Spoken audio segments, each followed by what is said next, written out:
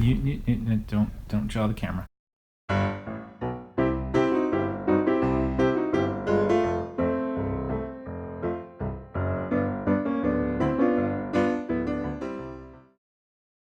Hello friends, and welcome to something a little different.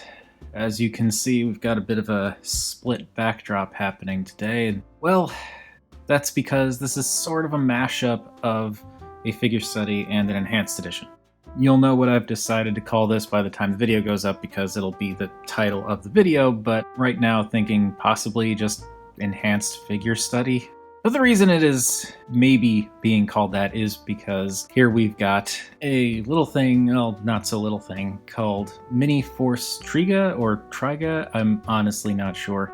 But this is another Korean transforming robot set. I don't know off the top of my head, and I tried looking it up and couldn't find anything specific just now, whether it's Sonokong or Young Toys or some other company entirely. It feels like Young Toys quality-wise, but I could be totally wrong. Mini Force could even be the brand, I don't know. Regardless, I got this, and then I immediately panel lined it and painted it. Normally I just launch into an enhanced edition for that, but I kind of wanted to cover this in more of a standard format, I guess you could say, and so we're kind of doing a figure study, but just it's been enhanced, and yeah, this is probably, I'm making it more complicated than it needs to be, but hey, it's my decision if I want to fail spectacularly, right?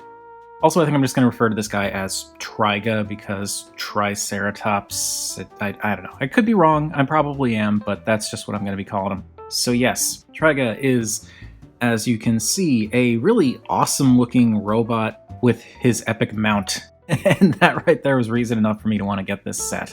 And I love the aesthetic here too. It's got kind of a, I want to say like Gundam-y, super robot-y vibe to it in terms of aesthetics with like the different angles and details here and there, which we will see closer in a bit. And I also love the use of very bright primary colors.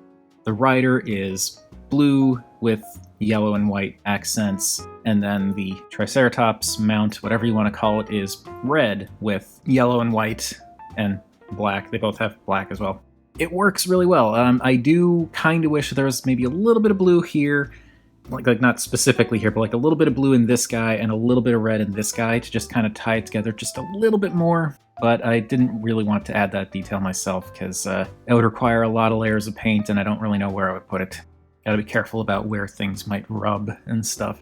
I love the aesthetic on this. Let me break these guys down, which really just involves taking him off his mount. Good enough. And yeah, I love the look of these. There are some really cool angles going on here. I like the kind of semi-cylindrical shoulders that the rider has. The chest has kind of like a cockpit almost right in there. And I suppose we should probably start looking at them in more detail before I go in any further. So, starting with the Triceratops, it's, as I said, very cool. I like all of the little lines and angles that are here in the sculpt. There's some pipes back there that I was thinking about maybe painting, then decided against it because of the way this transforms. I didn't want anything potentially rubbing against it. But then there's like this venting in key locations. This bit right up here kind of makes me think of like a fuel tank section on a motorcycle almost, which sort of works. And it's very cool. I love the angles and the colors on this guy.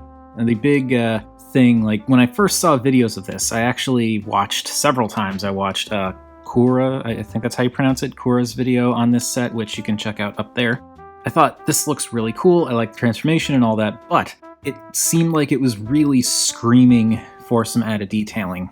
So that's why as soon as I got this thing, I immediately started panel lining it, and I love how this looks with the panel lining. It's a very cool set either way, but when you really bring out those molded details, it elevates it to a whole other level for me.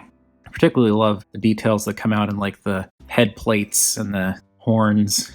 It just looks really cool. I did only do the top side of these plates on the back here, as opposed to the underside. And the reason for that is because this is very, very deep, and here it's much more shallow. And I was just worried that it'd get really messy going in there. And I also feel like because it's deeper, the light kind of creates bigger shadows and makes those details stand out better. So it didn't necessarily need the lining as much. I actually did paint a little bit on this guy as well. We'll see more of it when we transform everything, but these little white dots on the Triceratops feet, inside and out, on both sides, I painted those. I just wanted to add a little bit more color detail in here. It was looking a little bit blank, where it was like all this white, then big chunk of black, and then white on the toes. So I like how that works. It kind of makes it look like he's wearing dress shoes, but I don't know. I like that the detail stands out more, and I really do like the look of this Triceratops Mount thing. Moving on to the rider, again, I love the aesthetic here, and this guy kind of shares a similar look in terms of like the angles and design elements. And this guy also looked very cool on his own, but with the added detail of the panel lining, I just love how that pulls out even more details, especially down here in the legs, where you can really kind of see some of that venting and the line work. But then you also get some up in the thighs here in the midsection, and those shoulders. I really like the look of the shoulders, especially once you can make out those details. Forearms, all that, even the head. That's some really cool stuff. I love the angles on this guy. I love the design. It's almost too cool for what is basically just a toy for very, very young kids. And he does have his lance, and I think this is cool too. I like that they gave him a lance weapon, because it kind of adds to the whole rider thing. It kind of gives it like a medieval flair.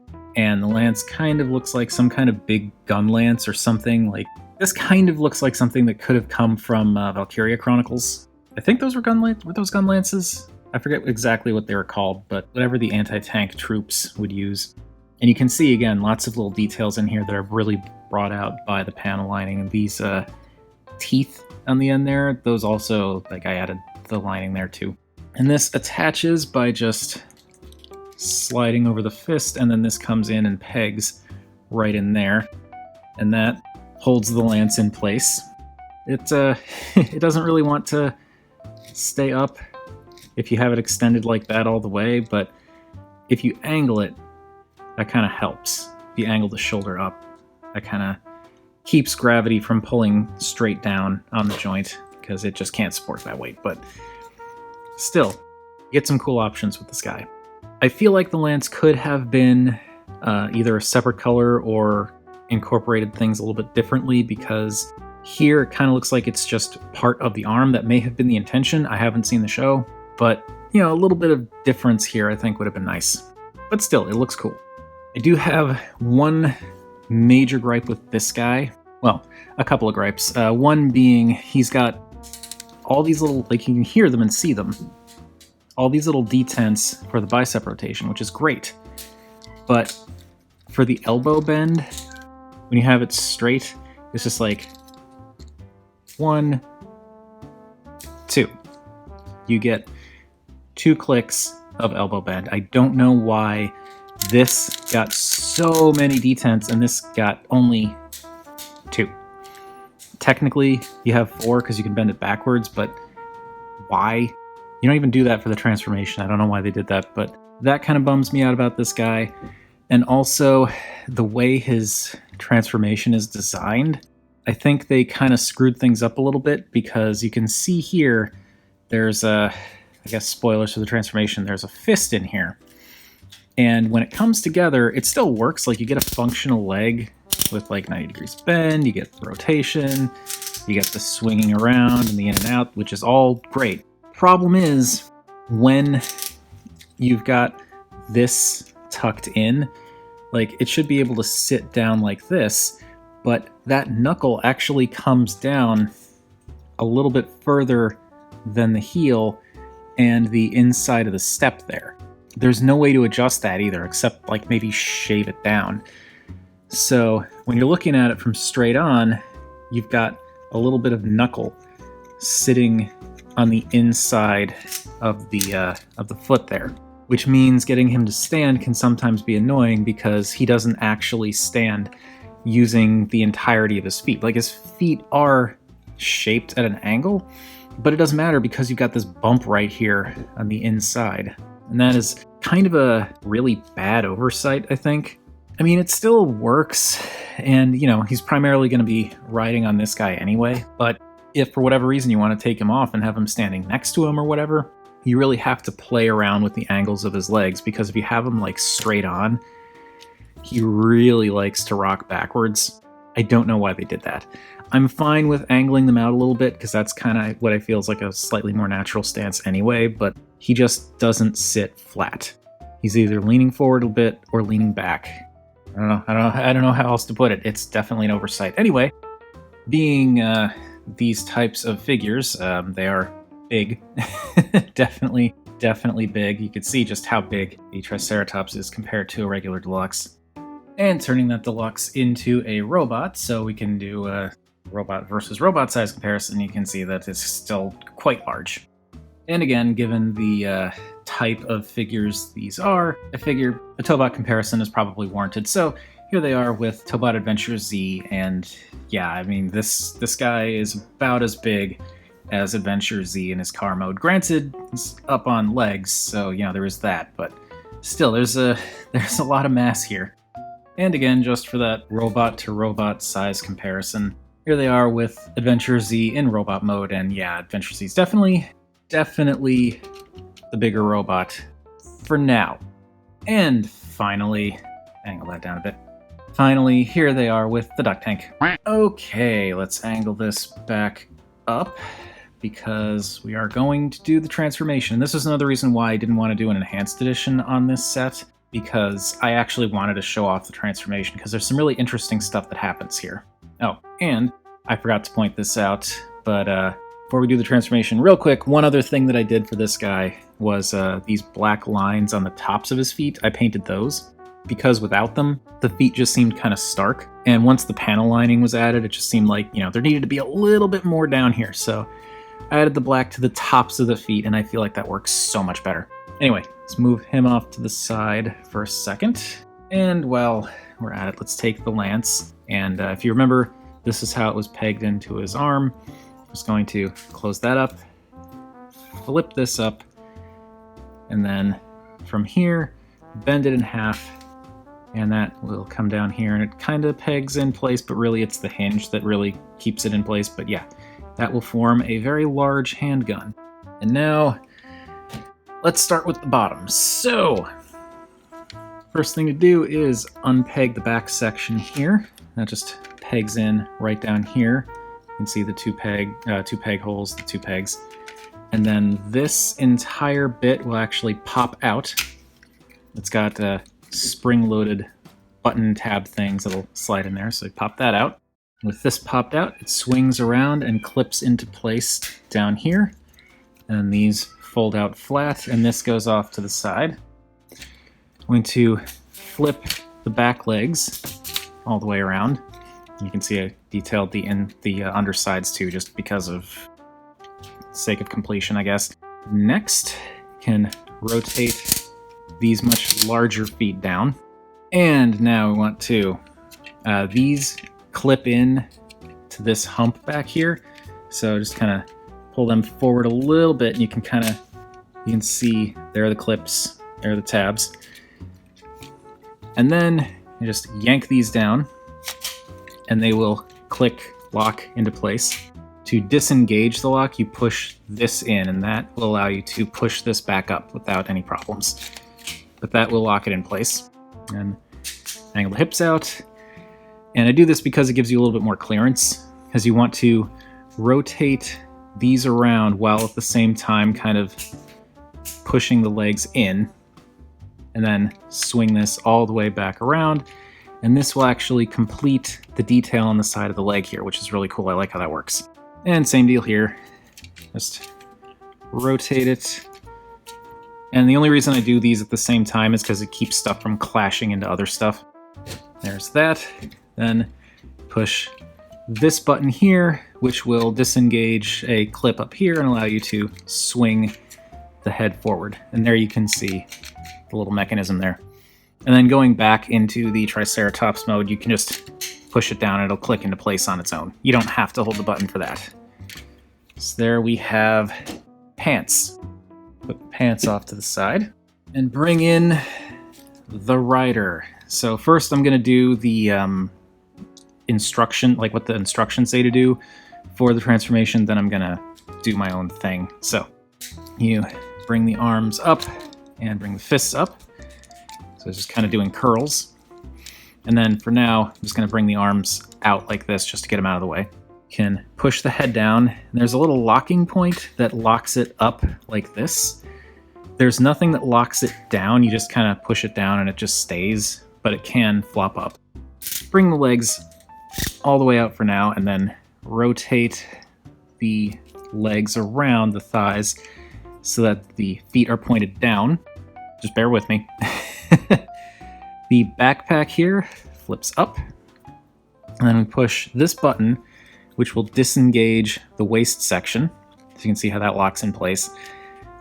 And this swings all the way back around, and this will clip over there. You can kind of see where this is going now.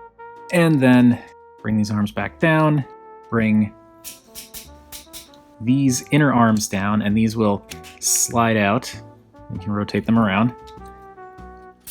Down, like so. And these panels here fold out. And there we have an upper body. I think I'm gonna just bring these arms out a click just for now, just to get them out of the way, because we need to attach it here. Okay, so the reason I wanted to get a closer shot of this is because I see in some of the other videos, even the ones with like people who actually have had this figure for a bit and know more of what they're doing and can speak the language, that they struggle with this, and I figured out what the struggle is. You're supposed to push this button in, and this goes down, and then it clips in place. But the problem is, it doesn't really like to do that. It kind of gets stuck. And I realized the reason is because you've got this little lip right here. You can see this like flat surface here. What you want to do is you want to angle this bit out. And by angling it out, let me rotate this arm out of the way so you can kind of see what's happening. So by angling it out, it allows you, like this comes down, and you can see there's like a little angle back here.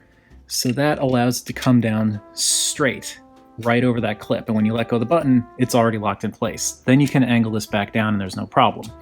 Like this does not affect anything once it's locked in place, but you can see that it kind of gets in the way of that little angled bit right back there.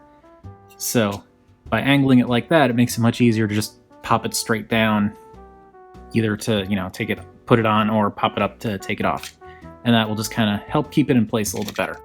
And there we have Mini Force Triga, I think. Like I said, I'm just going to call him Triga, in the combined robot mode. And this is very cool. Truth be told, I'm not entirely sure what mode I prefer on this guy. Because when I first got the set, I preferred the rider and mount mode, but I thought the combination was really cool. But now that like the panel lining and extra detailing has been done, I think both modes look really cool for different reasons. And of course here you can see like the panel lining that really brings out more of the detailing throughout the entire figure. There's the detailing that I added up there. You get a little bit of that detailing on the sides here for the Triceratops feet, but that's mostly hidden. And the other detail that I painted on are these black lines on the sides, inside and out, of the combined mode feet. Like with the rider's feet, just angle it down so you can see what I'm saying.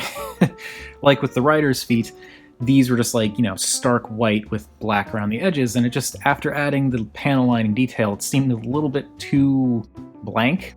And so adding just a little bit of black to these, they're already like raised sections. These are sculpted in.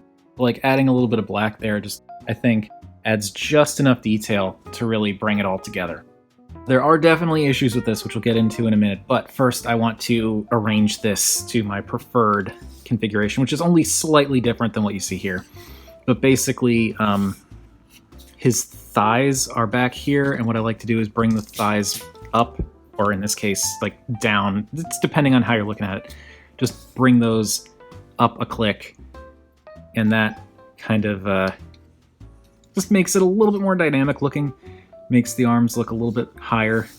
And then back here, I don't really like how this backpack is very obviously like he's just got the upper half of a robot hanging off his back, just like, hello. So what I like to do with this, and it's also because you've got the arms kind of sticking down here, kind of interrupting the silhouette a bit. What I like to do is rotate these out so that they're lined up with the shoulders here, then rotate the shoulders up. And they're kind of, like, you can go up a little bit more like that, you can go back at an angle. Doesn't really make a difference. This does get in the way of the rotation of the shoulders, but you can, you know, just rotate them around to get them out of the way if you want to. I prefer it this way because this way it completely gets them out from the midsection and cleans up that silhouette a little bit, and it kind of adds a little bit more to the shoulders up there. And then, of course, due to the way the arms work, you can angle these in, angle them down, have them at like partial angles so it looks like he's got turbines over his shoulders. You got options. And yes, this figure looks fantastic. I mean, I was totally sold on it from the get-go, but now that the detailing and stuff has been added, I'm super into it. And we are not done. We still have these to deal with. So, this is his gun, this is a shield. The shield has a clip here that can clip onto either forearm. Typically I see it clipped on this arm. I prefer to do it on this arm purely because this gun, the screws are facing this way, and if I were to put the gun in this hand, then the screws would be facing out, and I prefer to have the screws facing in, so that's why I do that.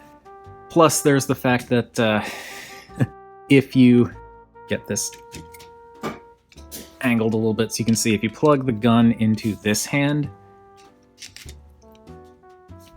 yeah, that's terrible. That is just terrible. I don't know what the heck they were thinking.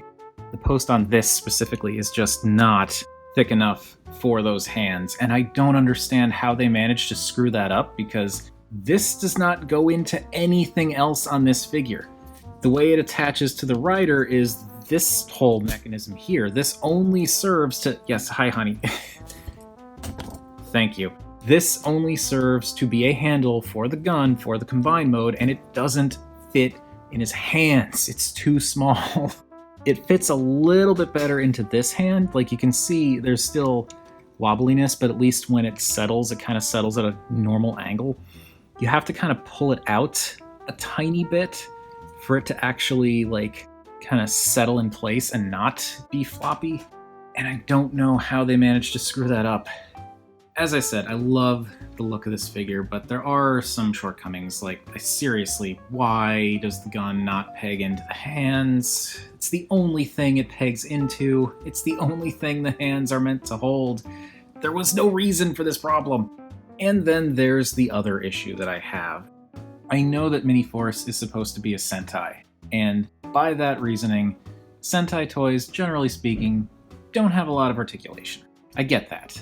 But the rider figure has, you know, yes, the elbows are weird in that you only really get 2 clicks of elbow bend, but still, the rider figure has a fair amount of articulation with the rotating head, the rotating thighs, the knees, the elbows, the shoulders that go in and out and all that stuff.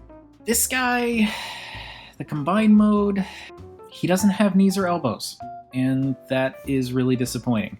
I still think this set is cool. I still love this set. What I'm talking about is, as I said, no elbows. Like, here, you've got rotation, which is great. You've got the forward and backward here, either from the knee rotation or the ratcheted joints from the hips, which, again, totally fine.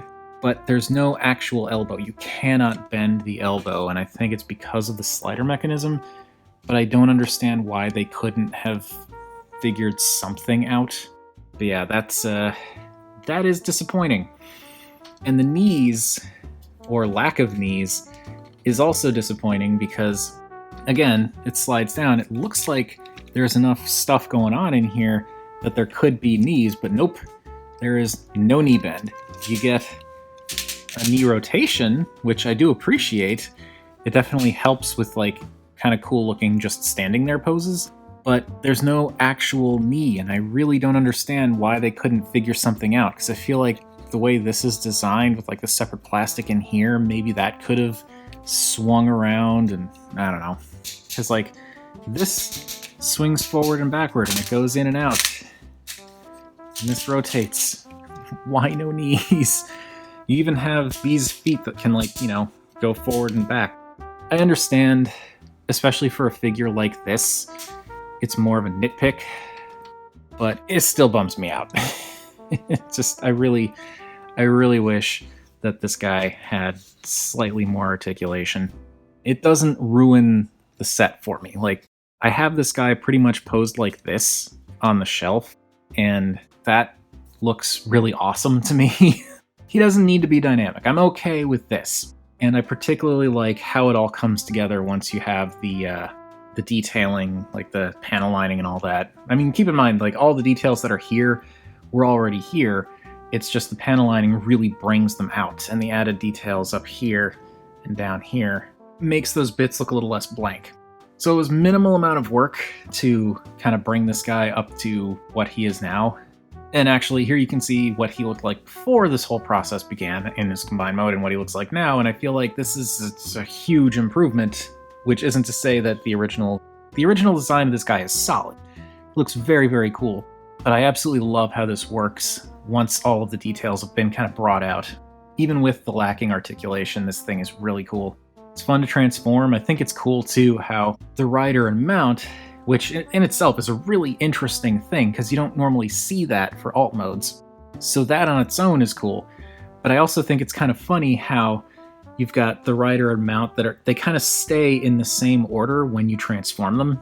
The Triceratops, which is the mount, stays on the bottom, and the rider stays on the top. I don't know, it's just kind of an interesting thing to me. Like, their positions don't really change from mode to mode.